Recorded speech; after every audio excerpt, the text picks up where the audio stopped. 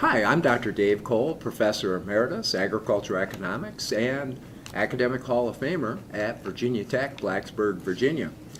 The subject matter today is perspectives from the Southern Hemisphere. Over the past couple of months, I've been very blessed to interact with producers from the Southern Hemisphere representing Argentina, Brazil, and Australia. And it was interesting getting some of the perspectives from them and how it's going to impact the Northern Hemisphere producers. First of all, the Brazilian producer said last year his EBITDA, that's net income plus interest and depreciation, was 30%. And on a side note, he says he was able to obtain those stellar numbers by one, the tariff spats that, of course, the United States has had with China and other countries around the world. But he said also they've taken advantage of the strong dollar. However, he wasn't being complacent. He's already realizing that he's going to have to step it up because he said most likely the United States will change and represent increased competition.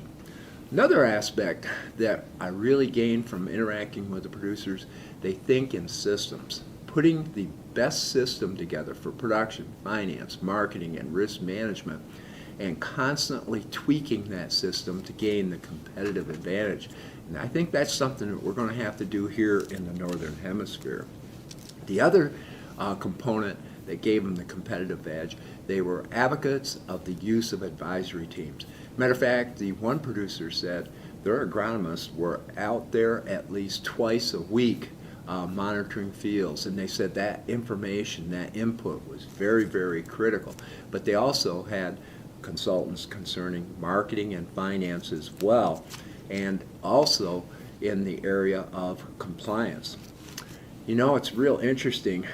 Historically, they said they were one generation behind getting technology in the Southern Hemisphere. They said the same technology, whether it's machinery, equipment, or seed, that we get here in the Northern Hemisphere, they have access to the Southern Hemisphere. So the bottom line is there's not that lag effect that we've historically seen.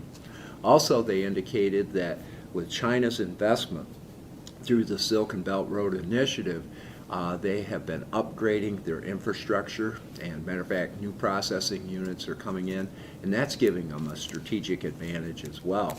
We often hear that the Amazon is being cut down, etc., etc.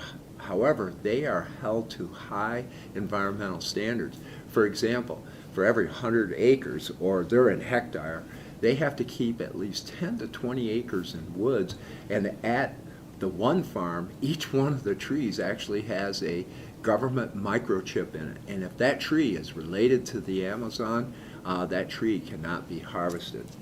But overall, I wanted to give you those perspectives, and the bottom line is we're probably going to see more competition coming out of the Southern Hemisphere of the world, and that means we're probably going to have to step up our game plan here in the Northern Hemisphere. See you the next time.